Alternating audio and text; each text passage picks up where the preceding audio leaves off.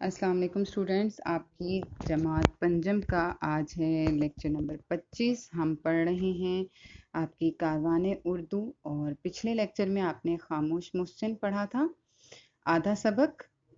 आज हम उसके अगले हिस्से की जाने पढ़ेंगे। उससे पहले उसके भी कुछ मुश्किल अल्फाज देख लेते हैं। सबसे पहले आपके सामने मुश्किल लफ्ज़ है चांदनी रात। चांदनी रात कहा जाता है जब चांद की 14 तारीख को चांद बिल्कुल मुकम्मल हो जाता है तो वो अपनी पूरी रोशनी को उसकी रोशनी चारों तरफ फैली होती है और ऐसे लगता है जैसे हर तरफ सफ़ेद सफ़ेद चांदी जैसी रोशनी फैली हो, तो वो चांदनी रात कहलाती है। बेरहम यानी जिसमें रहम ना हो। बेखबर जो खबर ना रखता हो। इल्म कहते हैं समझ को, जानने को। और शोले यानी आग की लपटें, यानी आग, भड़कती हुई आग। सिमत कहते हैं तरफ को, साइट को, जैसे कि सिमत तरफ के आप कह लें कि मैंने मशरिक की सिमत से परिंदों के गोल को आते हुए देखा, यानी मशरिक की तरफ से। तो सिमत के मानी होते हैं तरफ या साइड। बढ़ते हैं आपके सबक के अगले हिस्से की तरफ। वो कहते हैं यहाँ पर हमें कि पिछला जो हमने पढ़ा था उसमें हमने देखा था कि उसकी अलाडिनो की नानी को रात में, गर्मियों की एक रात थी और शदीद खांसी का दौरा पड़ा था। और जब उन्हें पानी देने के लिए उठा तो उसने देखा कि दरिया की मौजें जो थी वो बिफरी हुई थी, यानी गुस्से में थी और इतनी तेजी से आ रही थी कि लगता था कि हम उनकी बस्ती की तरफ आ जाएंगी। आगे वो कहते हैं कि चांदनी रात में दरिया की बेरहम मौजों को आसानी से देखा जा सकता था। लगता था कुछ ही देर में ये मौजें सैलाब की शक्ल इख्तियार कर लेंगी, यानी ऐसे लगता था जैसे सैलाब आ जाएगा और बस्ती तक पहुंच जाएंगी। ये सोचकर वो कांप उठा कि बस्ती वाले इस बात से बेखबर थे। ज्यादातर लोग बेखबर सो रहे थे और जो जाग रहे थे उन्हें भी इस बात का इल्म ना था कि चंद लम्हों के बाद सैलाबी रेला उनकी कच्ची बस्ती को बहा ले जाएगा।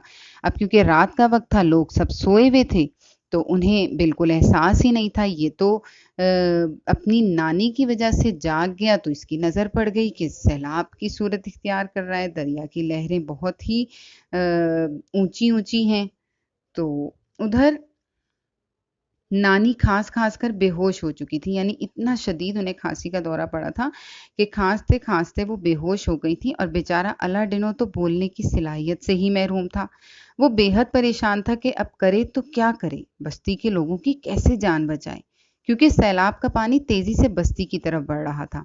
उसकी समझ में कुछ नहीं आ रहा था। उसने दिल ही दिल में अल्लाह ताला से दुआ की, ए अल्लाह मेरी मदद फरमा। यानी उसको उस मुसीबत में सिर्फ अपनी नानी की या अपनी ही नहीं बल्कि अपनी पूरी बस्ती के लोगों की फिक्र हो रही थी। और क्योंकि वो आवाज़ से महरूम था, बोल नहीं सकता था, तो उसे समझ नहीं आ रहा था कि वो किस तरह लोगों को जगाए और इस वक्त में उन्हें वहां से हटाए, उस तूफान से उन्हें महफूज जगह पर ले जाए।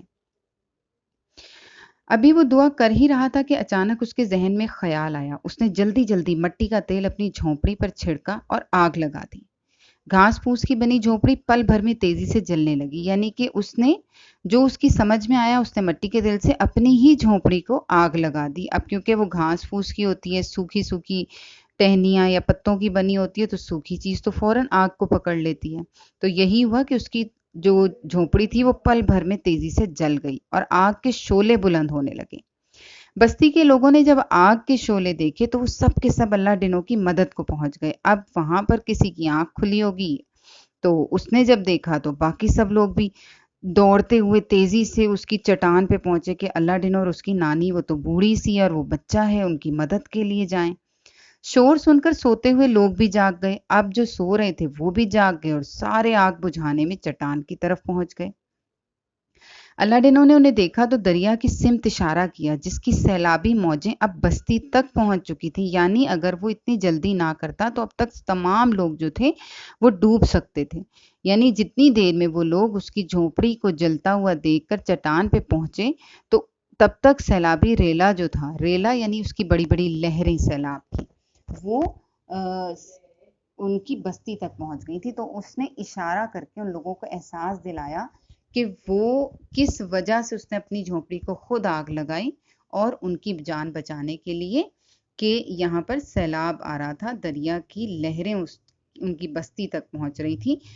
تو الاڈینو نے انہیں دیکھا تو دریا کی سمت اشارہ کیا جس کی سیلابی موجیں اب بستی تک پہنچ چکی تھی. بستی والوں نے جلدی جلدی ضروری سامان چٹان تک پہنچایا اور اللہ کے کرم سے اونچی چٹان پر ہونے کی وجہ سے بستی کے سارے لوگ سیلاب سے محفوظ رہے.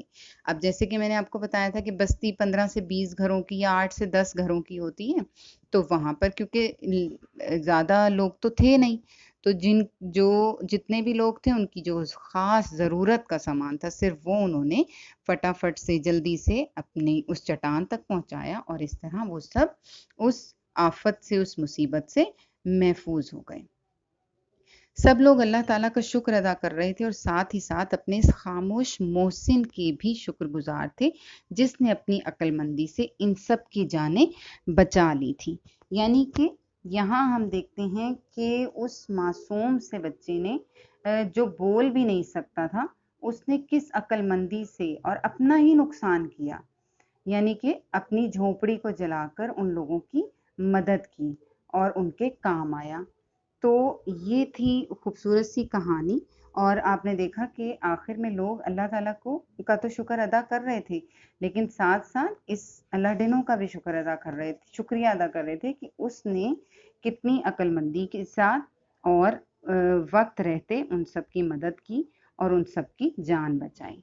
یہاں پر آپ کا یہ سبق مکمل ہو جاتا ہے، اور اب آپ نے اس سبق کو 2 سے 3 بار پڑھنا ہے تاکہ آپ کو پورا سمجھ آ جائے، اور دوسرا آپ کو یقین کریے گا کہ پڑھ کے مزہ بھی بہت آئے گا.